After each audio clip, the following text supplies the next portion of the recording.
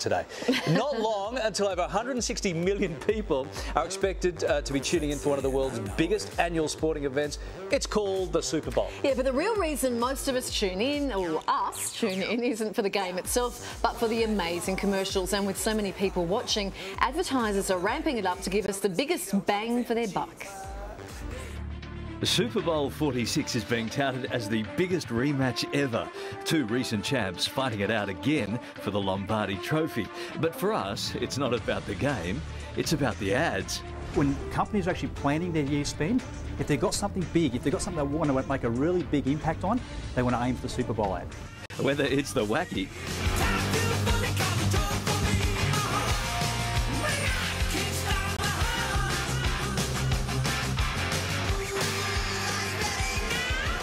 the inspirational. First, get your domain name from GoDaddy.com. Or the classic.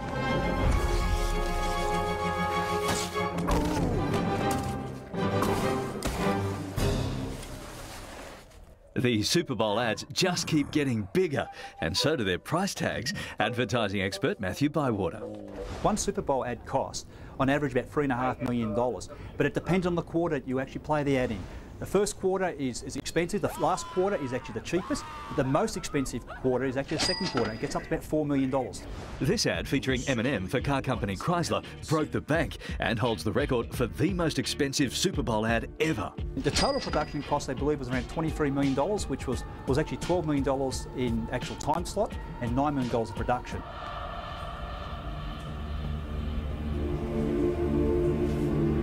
This is the Motor City. This is what we do. They took something that was heartfelt for a lot of people. One of the great cities of America, creating cars and the industrialisation of America, and it all seemed to be fading. And this fought back and said, at a really grassroots level, say, hey, we're still here. The second most expensive ad ever produced is the Honda Accord ad, also called the COG ad. The reason why it's so expensive, it took such a long production time. We're talking about 5 months to actually get the production before they started shooting. And the ad itself is actually to get those seamless shots of all the parts moving all the way through. It took about 605 faulty shots before they actually get the correct one to actually make it work all the way through. And we're talking at a cost rumored to be around $6 million. With airtime, that came out to around $18 million. Isn't it nice when things just work? The Britney Spears ad came at a cost of about $15 million. It was around $7 million for the actual ad time slot itself, and another $8 million for Britney Spears. It was an extravaganza. It was just huge. There was lots of playthings going on, great lyrics, and a huge stage production. Nobody really knows how much DreamWorks spent to bring 3D to the big game. Now, the Munsters Aliens commercial was really, really effective when it was released a few years ago. And the reason being is they got early engagement. They got people involved in the actual commercial before the commercial was released. And they did this by giving out about 125 million pairs of 3D glasses. What this done has got the customer physically involved with the commercial.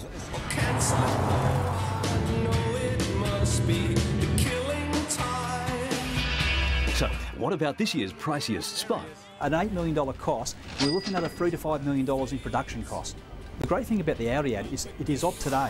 The reason they've got vampires in is because vampires at the moment are really part of every moviegoer's lexicon. Also flexing their checkbooks, clothing company H&M, starring one very famous model.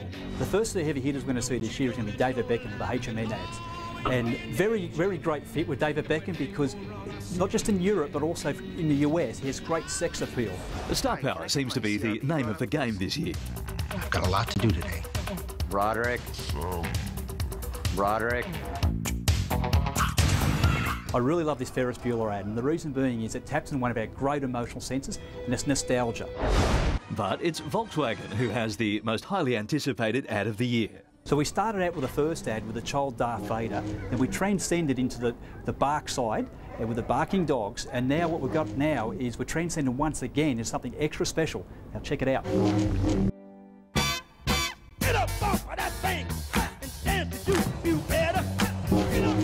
I miss that Vader kid. The dog's better.